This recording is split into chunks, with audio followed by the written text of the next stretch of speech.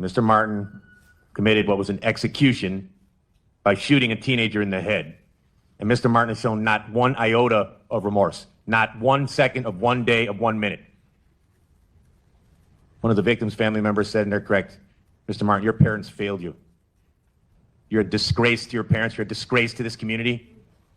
You're a remorseless murderer, the evil, monstrous fashion. And for all the family members, that's what your loved one did. A broad daylight execution. He obviously deserves decades and decades and decades in prison. He's a remorseless murderer. It was just after 7 on a cool October morning when 15-year-old Nelson Lopez-Correa stepped out the door, expecting the day to be like every other Monday. His backpack was slung over one shoulder. He had classes to get to, friends waiting at the bus stop, and a future that, at 15, still felt endless. The streets of Milwaukee were beginning to wake up. Cars rolled through intersections, parents hurried their children to school, and city buses followed the same routes they had driven for years. Nothing about that morning suggested it would become one of the most heartbreaking crimes the city would see that year. Within minutes, Nelson would be lying on the pavement with a gunshot wound to the head while classmates screamed for help. A neighborhood that had watched hundreds of students gather at that same bus stop suddenly became the scene of a homicide investigation. Detectives would spend months piecing together surveillance video, witness statements, phone records, and forensic evidence before uncovering a motive that shocked even seasoned investigators. According to prosecutors, this wasn't a robbery. It wasn't gang violence. It wasn't random. They argued it all traced back to anger over a relationship that had already ended. By the time the courtroom doors finally opened more than a year later, the evidence painted a picture of planning, obsession, and a teenager who lost his life on his way to school because someone else refused to let go. Before that morning, Nelson was simply a kid trying to figure out life. He lived with his family in Milwaukee, and by every account from those who knew him, he was the type of teenager who could make people laugh without trying. Friends described him as kind and respectful. Teachers remembered someone who wasn't looking for trouble. He wasn't famous. He wasn't involved in anything that would make headlines. He was 15 years old, balancing homework, friendships, and all the ordinary things that come with high school. His family saw a future full of possibilities. Every parent imagines graduations, birthdays, first jobs, and eventually watching their child become an adult. Support of my family. I'm hanging on strong for my son and just doing what we have to do to find the person responsible for this. Nobody imagines identifying their child at the medical examiner's office because they never made it to first period. The weekend before the shooting had passed without warning. Nothing suggested Monday morning would be different. Students across Milwaukee prepared for another week of school. Parents packed lunches, reminded their children not to miss the bus, and went off to work believing they'd see them again that afternoon. Nelson did exactly what thousands of teenagers do every school day. He left home. He walked toward the bus stop with friends. He expected to board the bus. He never did. Around him, other students chatted about classes, sports, and whatever had happened over the weekend. Traffic moved normally. The neighborhood looked ordinary. There were no flashing lights, no police tape. No indication that someone had allegedly been watching and waiting. According to prosecutors, the person responsible already knew where Nelson would be. The timing wasn't accidental. The location wasn't random. What happened next unfolded in seconds. As students stood waiting, gunfire shattered the morning. Witnesses later described panic. Children scattered in every direction. Some ducked behind parked cars. Others froze where they stood. Teachers and nearby residents rushed outside after hearing the shots, unsure what they were about to find. Nelson collapsed. The bullet struck his head, leaving classmates screaming for someone to call 911. Within moments, the sound of sirens replaced the sounds of school buses. Police officers arrived to a scene no officer wants to encounter, a teenager critically wounded while simply trying to get to school. Paramedics fought to save him. Every second mattered. Emergency crews worked rapidly before transporting Nelson to the hospital, where doctors did everything they could. But despite those efforts, the injuries were too severe. The 15-year-old who had walked out his front door expecting another school day was gone. News spread through Milwaukee almost immediately. Parents who heard reports of a shooting near a school bus stop desperately called their children. Students began texting one another trying to understand what had happened. Rumors traveled faster than facts. For Nelson's family, however, there was only one reality that mattered. Someone had taken their son. Investigators quickly secured the area, marking shell casings, photographing evidence, and interviewing anyone who might have seen even the smallest detail. They knew the first few hours would be critical. Modern investigations don't rely on a single witness anymore. Detectives began collecting surveillance footage from nearby homes, businesses, traffic cameras, and any location that might have captured the moments before or after the shooting. Every camera represented another piece of a puzzle. Some showed vehicles, others captured people running, some recorded only a few seconds, but sometimes a few seconds are enough to solve a murder. Meanwhile, homicide detectives started asking difficult questions. Who would target a 15-year-old? Was Nelson the intended victim? Had someone mistaken him for someone else? Or had this attack been planned long before that Monday morning? At first, the answers weren't obvious. Friends described Nelson as someone who wasn't known for violence. Teachers spoke about a student whose life had barely begun. His family struggled to understand how a routine walk to school had ended with detectives standing outside their home asking impossible questions.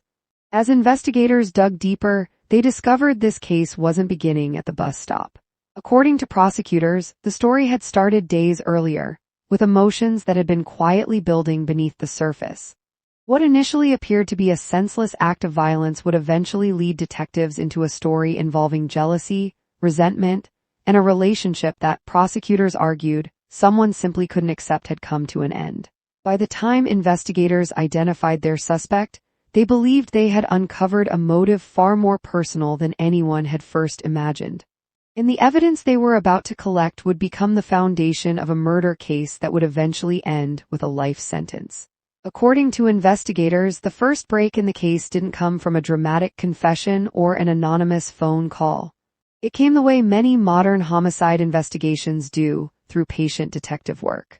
Every surveillance camera, every witness interview, every phone record, and every digital footprint became another piece of a puzzle that investigators believed had been carefully hidden.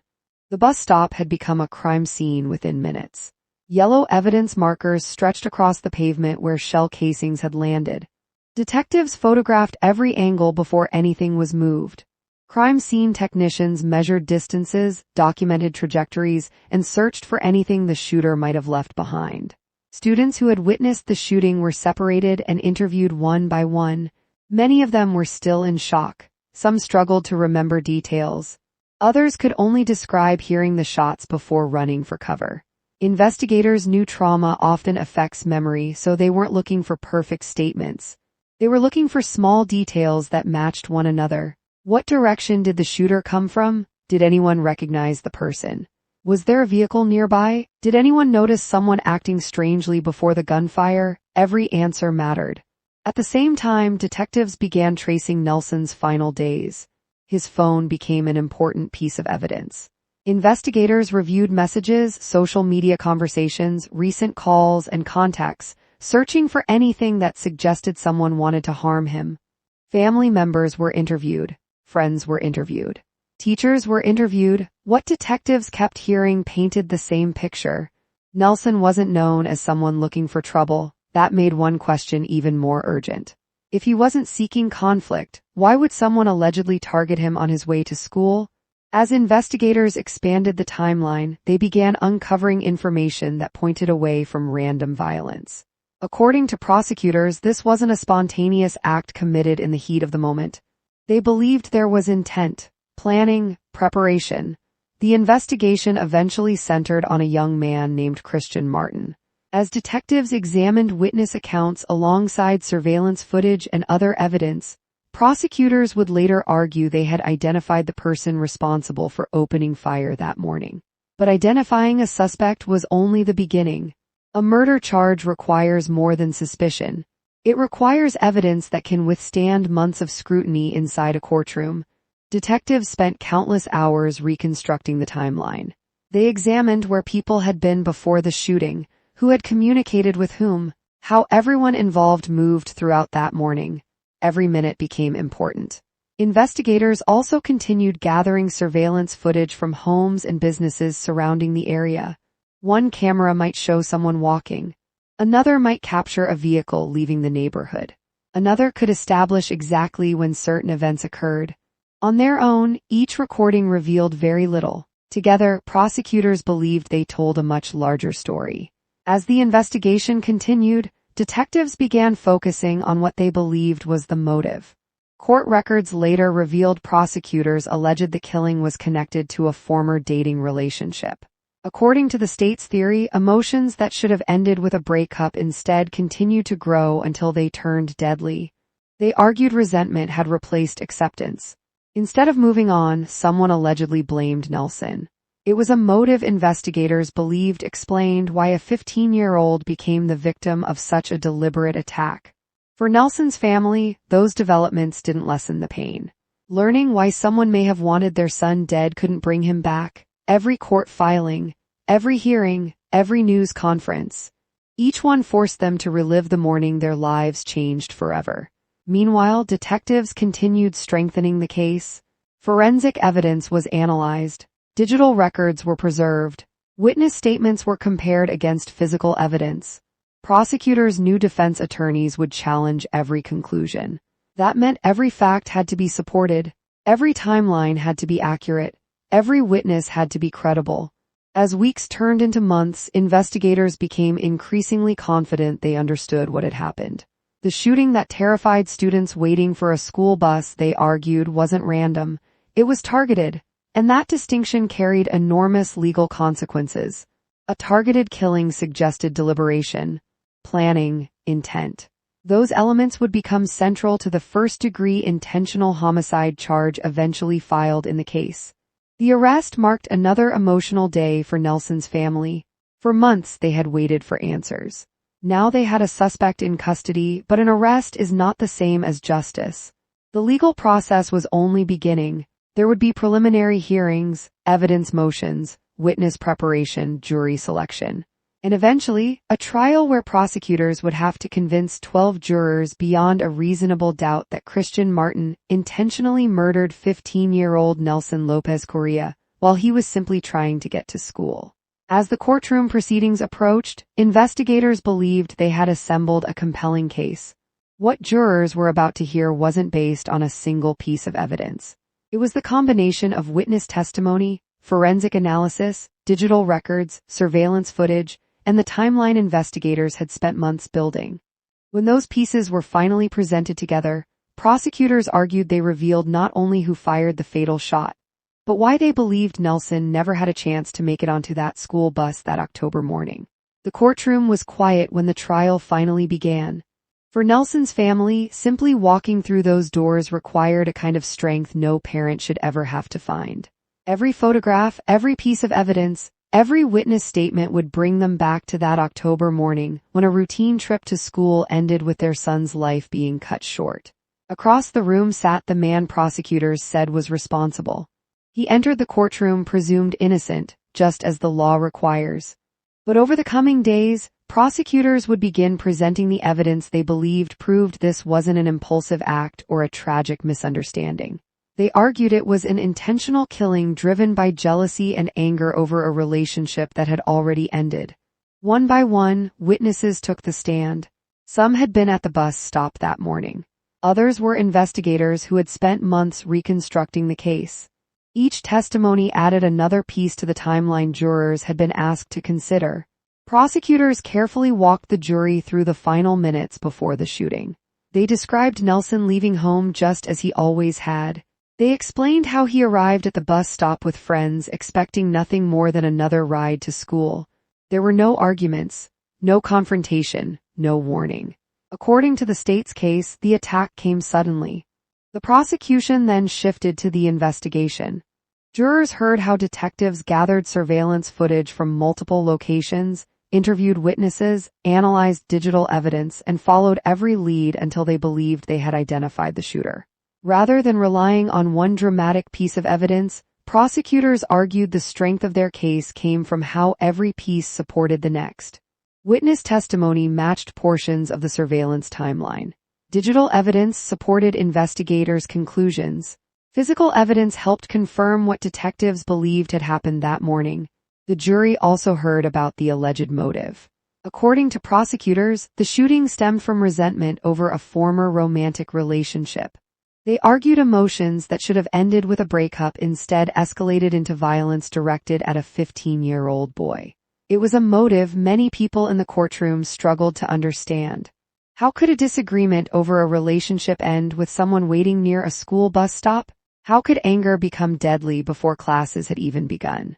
Those were questions prosecutors believed the evidence answered. The defense challenged the state's case. As is common in criminal trials, defense attorneys questioned the reliability of witnesses and scrutinized the investigation, reminding jurors that the burden of proof rested entirely with the prosecution. Every piece of evidence was examined. Every timeline was questioned. Every witness faced cross-examination. The jury's responsibility wasn't to decide whether the case was emotional. It was to determine whether the evidence proved guilt beyond a reasonable doubt. Days of testimony gradually gave way to closing arguments. By then, jurors had listened to investigators, reviewed evidence, and heard both sides explain how they believed the facts should be interpreted. Prosecutors told jurors the evidence pointed in only one direction. They argued Nelson had simply been on his way to school when his life was deliberately taken. The defense urged jurors to carefully examine whether the state had truly met its burden. After the arguments ended, the courtroom became silent once again. The jury left to deliberate. For Nelson's family, the waiting was almost unbearable. Months of investigation had led to this moment. The trial was over. Now everything depended on 12 strangers. Every hour that passed felt longer than the last. No one inside the courtroom knew how long deliberations would take. It could be hours. It could be days. When the jury finally returned, everyone stood.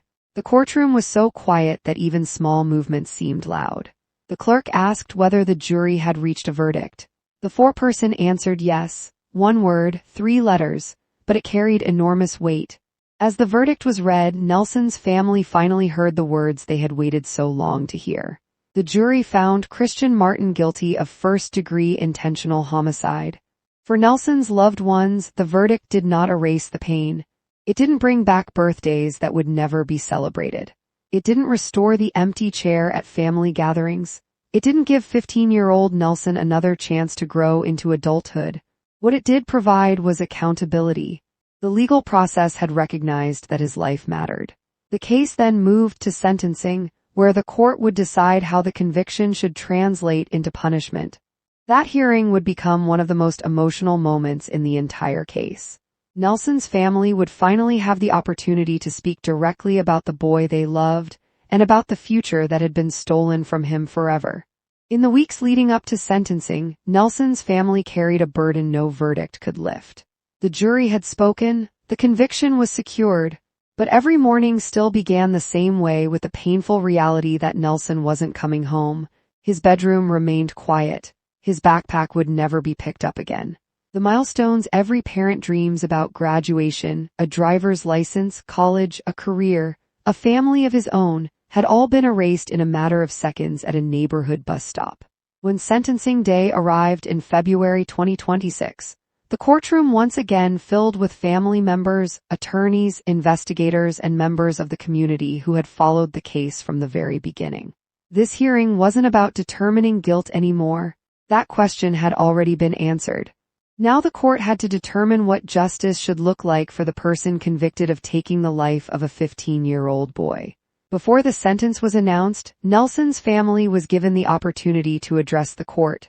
Victim impact statements are among the most emotional moments in any criminal proceeding. They're not about legal arguments. They're about loss. Parents spoke about the son they loved, not the victim whose name appeared in newspaper headlines, not the evidence presented during trial. Just Nelson, the teenager who laughed with his friends, who woke up expecting another ordinary school day, who never had the chance to grow into the man they knew he could become. They described the silence that now filled their home, the birthdays that would forever be marked by grief instead of celebration, the holidays that would always feel incomplete, the empty seat at family gatherings that no one could bear to fill, there are some wounds that time doesn't heal. It simply teaches people how to carry them. For Nelson's loved ones, every school bus they passed, every teenager wearing a backpack, every first day of school would forever remind them of the morning everything changed. The prosecution argued that the evidence presented during trial demonstrated an intentional killing and asked the court to impose a sentence that reflected both the seriousness of the crime and the permanent loss suffered by Nelson's family. The defense addressed the court as well, asking the judge to consider the defendant's age and other mitigating factors before imposing sentence. After hearing both sides, the judge delivered the decision. Christian Martin was sentenced to life in prison. Under Wisconsin law, the court determined he would not be eligible for extended supervision until serving decades behind bars. The sentence reflected the jury's verdict and the court's conclusion regarding the gravity of the offense. For Nelson's family, there were no celebrations, no feeling of victory, only relief that the legal process had reached its conclusion. Justice and healing are not the same thing. A conviction can hold someone accountable. It cannot restore the life that was taken. As family members left the courthouse, they carried with them the same photographs they had brought inside. Pictures of Nelson smiling. Pictures taken before anyone imagined his name would become part of a homicide investigation. Those photographs told a different story than the evidence presented during trial. They showed a teenager, a son, a friend, a young man whose future had been measured in dreams instead of court exhibits. His death also left lasting scars throughout the community. Students who witnessed the shooting were forced to process trauma at an age when they should have been worrying about homework and exams. Teachers who expected to welcome students into class instead found themselves comforting frightened children. Parents across Milwaukee held their sons and daughters a little tighter before sending them to school the next morning. The bus stop where Nelson was shot became more than a place people waited for transportation. For many, it became a reminder of how quickly violence can shatter an ordinary day. Investigators often say every homicide leaves behind two stories. One is the story of how someone died. The other is the story of the people left behind. The first is documented in police reports, forensic evidence, surveillance videos, and courtroom testimony. The second is written in empty bedrooms, unanswered phone calls, missed birthdays, graduation ceremonies where one name is spoken only in memory. Nelson Lopez-Correa should have been remembered for the life he was building. Instead, he became known because that life was taken far too soon. His case serves as a reminder that behind every headline is a family whose world has been permanently changed. Behind every courtroom verdict is a chair that will always remain empty. And behind every homicide investigation is a life that can never be replaced. For detectives, the case eventually came to an end. For prosecutors, the verdict closed the file. For the court, sentencing marked the final chapter. But for Nelson's family, there is no final chapter. Only the difficult task of learning to live with a loss that should never have happened. A 15-year-old left home expecting to catch the school bus. He never made it to class. He never came home. And because of one act of violence, a family lost a son, friends lost someone they cared about, and an entire community was reminded that the smallest moments, a walk to school, a conversation with friends, waiting at a bus stop, can become the moments that change everything forever.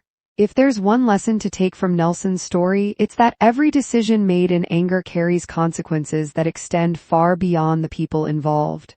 One life was stolen. Countless others were changed forever.